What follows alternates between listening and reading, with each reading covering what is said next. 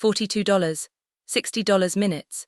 That was all it took for the internet to wipe Nike's US website clean of the shirt featuring Alex Eala's name across the back.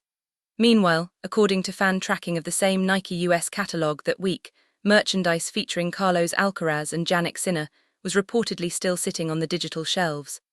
But the timing of Nike's next move is the part almost no Western tennis outlet seems willing to explain. Rewind to Sunday, August 24, 2025. A 21-year-old from Manila arrived at Flushing Meadows for the US Open at the highest ranking of her career, just 3 weeks after making history as the first Filipina in the Open era to capture a WTA singles title in Washington. And what happened next would turn Alex Eala from a rising tennis player into something far bigger than a name on a scoreboard.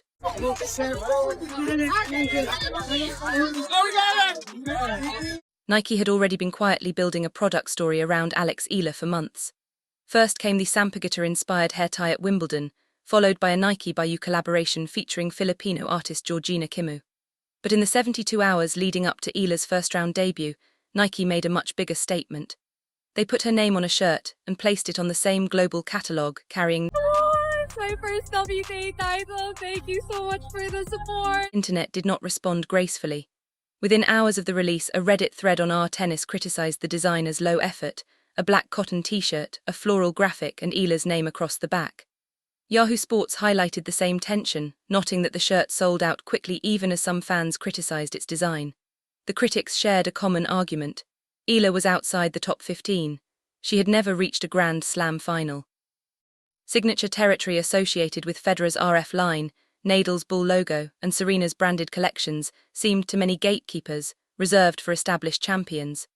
Giving that treatment to a 21-year-old from a country without a long history of Grand Slam success looked premature.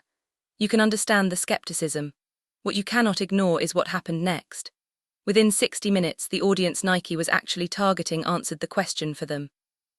Start with the product itself. The item was listed as style number JU48500010, the Nike Court Alex Eala tennis t-shirt, priced at $42 and made from 100% cotton.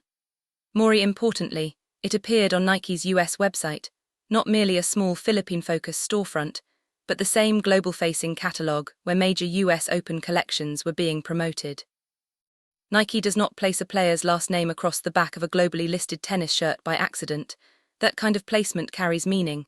Federer had it, Nadal had it, Serena had it. Naomi Osaka received similar treatment after her breakthrough at the 2018 US Open.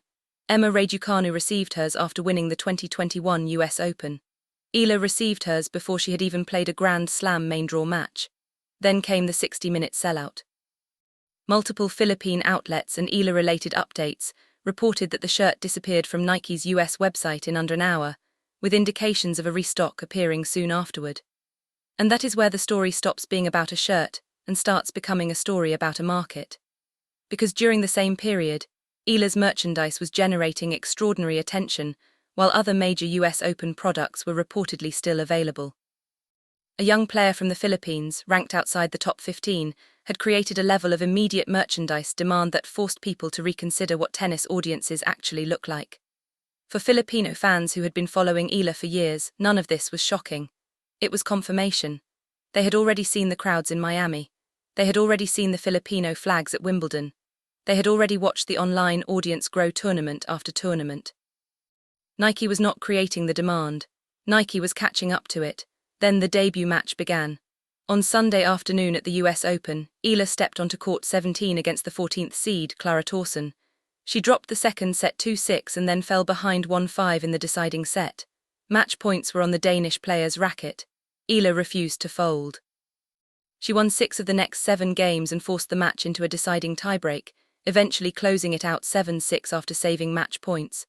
First Grand Slam main draw appearance, first Grand Slam main draw victory, and a comeback that turned every replay of that tiebreak into another piece of exposure for the Nike kit she had just launched. The marketing synchronization could hardly have been cleaner, but none of this happened in isolation. There was another figure whose influence had been present throughout Eala's development, Rafael Nadal. 22 Grand Slam singles titles. Founder of the Rafa Nadal Academy in Manacor, where Eala trained as a scholarship athlete. A player who had personally shared the court with her during her development before she had even reached the professional spotlight. After Eala's Washington title in early August 2025, Nadal publicly congratulated her through the Rafa Nadal Academy channels, a message that was subsequently covered by international sports media. Nadal had also spoken positively in previous interviews about Eala's mentality and left-handed game. Read between the lines. When someone with Nadal's experience identifies a young player's mentality and tools as tour-level qualities, that carries weight. Nike already had a close connection to Nadal.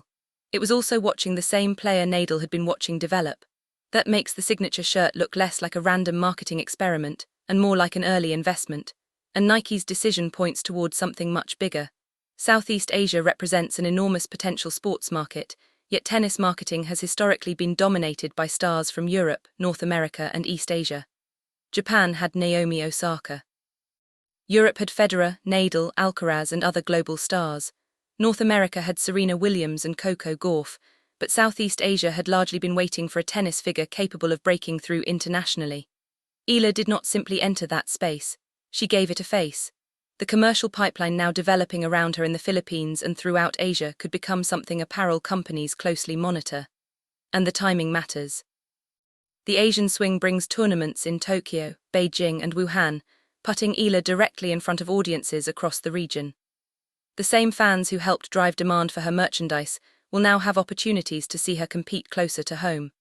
There have also been reports circulating in tennis media that Adidas has shown interest in Eala and could potentially make a significant offer, although neither side has publicly confirmed the details. Whether that rumor ultimately proves true or not, the underlying pressure is real.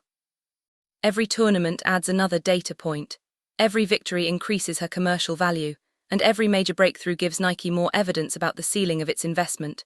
The prediction is straightforward: Eala's next major signature product may not be years away, it could arrive much sooner. Of course, the fairy tale did not continue perfectly. After the Torsen comeback, Eala's run ended in the second round against Christina Buxer, who defeated her in straight sets. But Eala did not disappear after the loss. She thanked the Filipino supporters in New York, handled the defeat with composure, and turned her attention toward the Asian swing. By then, the shirt had already made its mark, the product had sold out, the debut had become history, and Nike's original bet had already generated the kind of attention that rankings alone could not measure. Look at what happened in a single week. A $42 t-shirt reportedly sold out in under an hour. A Nike tennis dress appeared during a dramatic comeback from 1-5 down against a top 15 opponent. A 21-year-old Filipina created extraordinary merchandise demand before reaching the latter stages of a Grand Slam. And the Sampaguita, the Philippines' national flower, continued appearing throughout the visual identity surrounding her Nike partnership. Nike did not simply release another tennis shirt. It made an early commercial bet on Alex Eala and on the audience forming around her. And that audience responded immediately. For the fans who were supporting Eala before the biggest Western outlets were paying attention, the sellout was not a surprise. It was evidence. This is not necessarily the tennis world discovering Alex Eala. It may be the tennis world finally discovering the audience that discovered her first. Now comes the question that separates the casual viewer from those who have followed Eala's rise from the beginning. If Nike is willing to give a 21-year-old her own named product before she has even cracked the top 15, what do they believe her ceiling could be? Drop your prediction in the comments. Does Alex Eala win a Grand Slam singles title before her 25th birthday? And if she does, which Grand Slam falls first? Make your prediction now. Because the Asian swing could be the next chapter, and the people who called Eala's rise early may be the ones watching everyone else catch up.